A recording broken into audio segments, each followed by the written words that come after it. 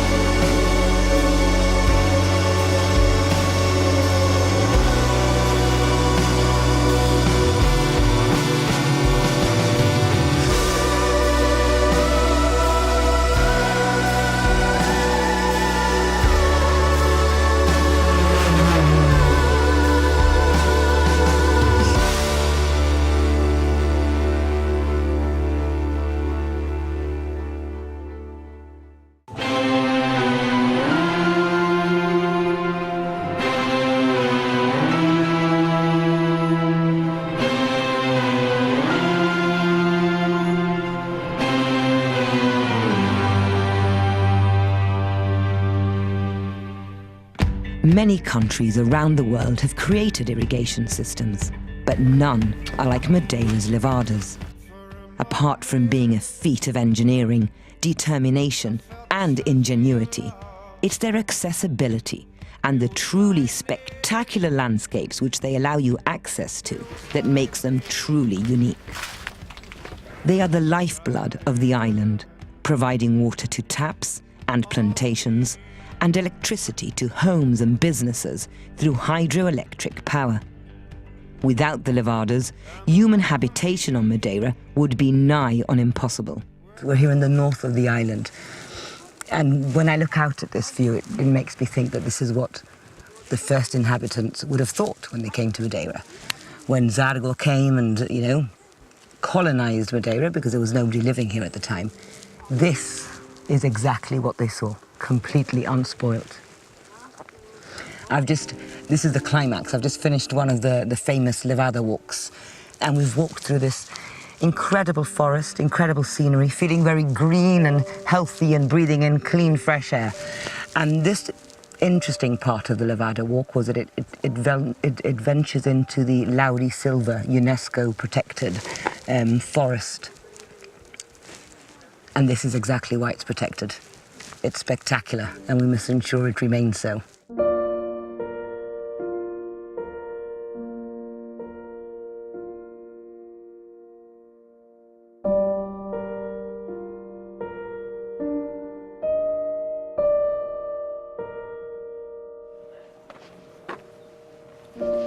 Bom dia. Bom dia. Bom dia. ¿Estás bordeando? Está bordando. Is it para una mesa? Para pôr na mesa, para uma. Can I see? Oh, that's wonderful. Sim, mesa que pode jantar. Yes, horizontal. Depois faz isto, assim. Depois vai bordar aqui, assim. Assim, toda a volta vai bordado. Right, so you've done this side. Este é o avesso. Yes. Este é o avesso, este é o direito. Bom dia, bom dia. Mostrando a minha bordada, mas ainda estão para fazer. Vai-se acabar se Deus quiser. Vai-se fazendo aos poucos. Is your friend coming to embroider as well? Come. Bordeo tradicional? Este más tradicional que... Madeira. De Madeira? Este é melhor que este. Este é melhor que este. Madeira é melhor que aquilo. Que aquele. É melhor. ¿Con que usted has dibujado? ¿O es una estampa? Estampa na casa. Na casa? Na casa. A casa estampa, então depois vendo. Agora vem bordar. Agora vai bordado. Já está o desenho criado, a gente chama o desenho. Yes. It's the flowers and I suppose these look a bit like the orchids that you get here. And this is traditional Madeiran embroidery. And as you can see, it's a stamp that they use that's around the cloth. And then they embroider over it. It's beautiful. ¿Y vosotras habéis aprendido a bordear desde pequeñita? Sim, pequenininha, exatamente. As nossas mães já bordavam. As nossas mães Your mothers? Já You see, bordavam, as vuestras mães já madres? bordavam. E depois deixaram esta herança às filhas. Mesmo também não havia outro Sim, não trabalho. havia outra coisa na Não altura. havia outra coisa. Era bordar, ou a cortar lenha, ou a dar dia fora a apanhar erva. Era assim. I asked whether it was something that they were taught to do by their mothers and grandmothers as young girls, and they've explained that they didn't have the opportunity to go to school. They live in a very remote little village. It's called San Roque, actually. It's a small parish. And there was no school here. It would have involved getting a bus and a long journey down to one of the bigger towns. So school wasn't an option for them. So it was something they learnt to do from a very young age. When they were a little bit older, they were allowed to go into the forest and look for kindling for their log fires in order to cook. Unfortunately, they've tried to teach their daughters and granddaughters, but what with school and you know, the involvement from the outside world, it's something that hasn't happened. But this is a tradition that looks like it's being maintained in Madeira. These ladies used to work for an agency and for an embroidery factory and sell to the tourists and shops, but now they're both retired and it's something they continue to do for pleasure.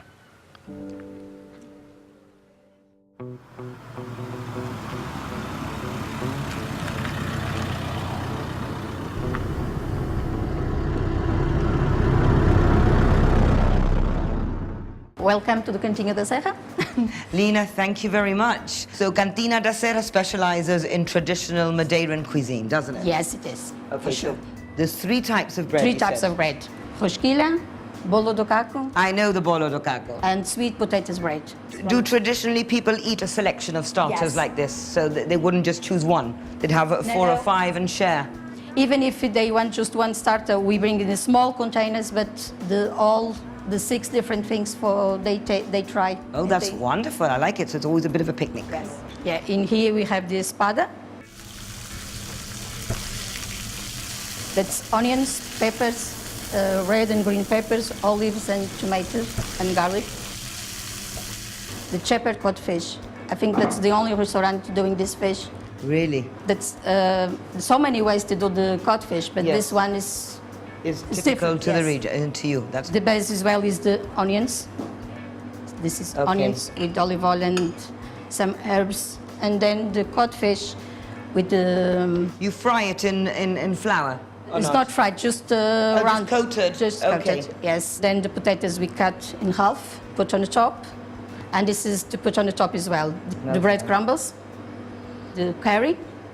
Curry? Yes, and a drop of milk. Oh, interesting.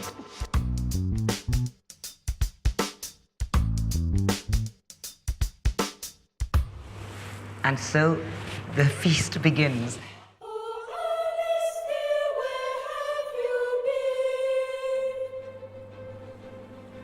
This is a feast of magnificent and mouth-watering proportions, showcasing the very best of Madeiran cuisine. 2 types of fish, pork and chicken farmed locally, a splendid array of fresh and seasonal vegetables, and all accompanied with some locally produced wine.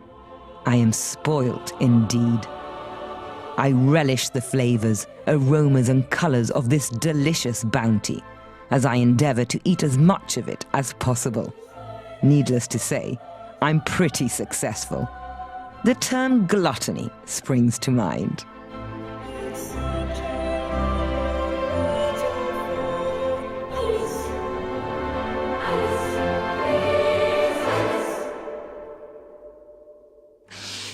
Lina, are you kidding me? Nope. I didn't think we were doing desserts. We were doing traditional food. No, but at the end we bring the selection we have, and This is your selection of Yes. desserts.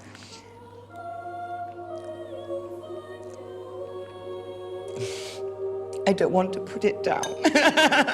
Oh, you can see the seeds in it.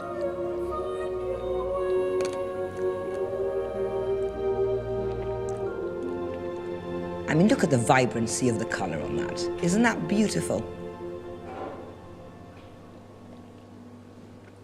If I had to come here and choose a dessert again, I'd be really, really stuck. I wouldn't envy my position because, you know what, I'd say, don't eat for a month, and just come here and eat for 3 days, collapse in their backyard, and just enjoy all this incredibly delicious food.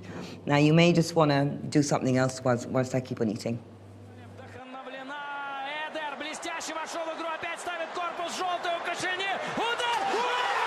I finally managed to tear myself away from the glorious desserts and decide yet another walk is in order.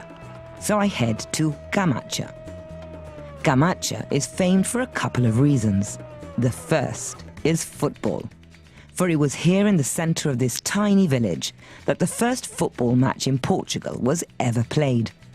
In 1875, a British family created this pitch, and it's still used today. The second reason is its wicker production. Harvested in the mountains around the town, it's dried and graded before being twisted into an extraordinary array of objects. At the epicenter are a group of nimble-fingered craftsmen who work companionably alongside each other, sharing stories, intent on keeping this traditional craft alive.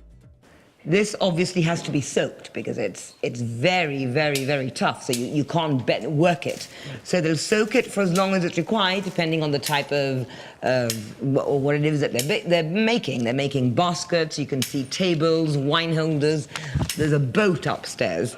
And then what they do is, again, depending on what it is that they're manufacturing, there's a special equipment behind me, and they'll slice it. So as you can see, this is a very thin, very bendy, very flexible piece of the cane that's been thinly sliced. It's a ribbon of wicker.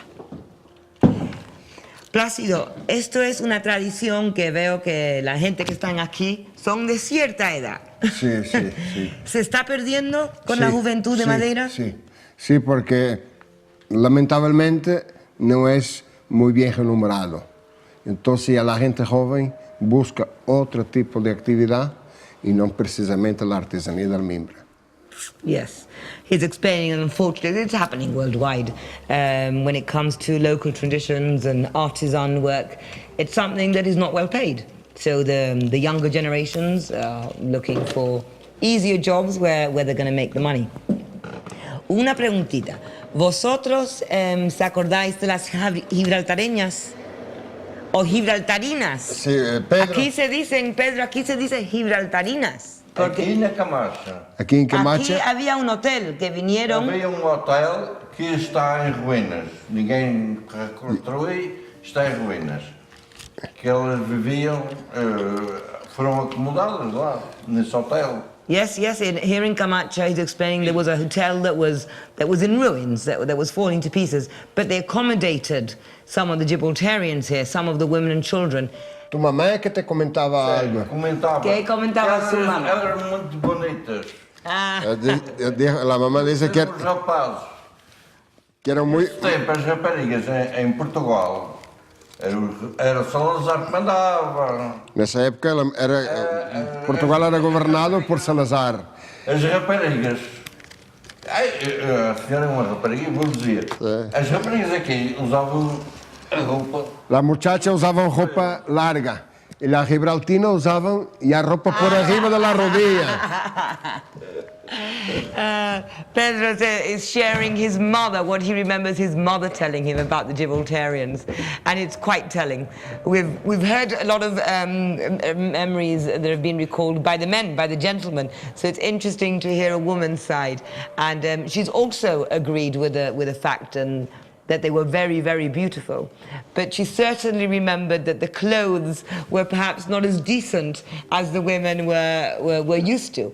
Not that the Gibraltarian woman would have been indecent, perhaps, but they would have been maybe wearing something a little bit shorter, perhaps showing a little bit of ankle, whilst during the time here, the women were far more conservative and were generally covered up a lot more. Ella dice que las mujeres de acá se revoltavam, se ponían, digamos, un poco celosa, porque la gibraltina era mucho más bella que ella y eran se vestían más atractivas, eran más feministas, pues.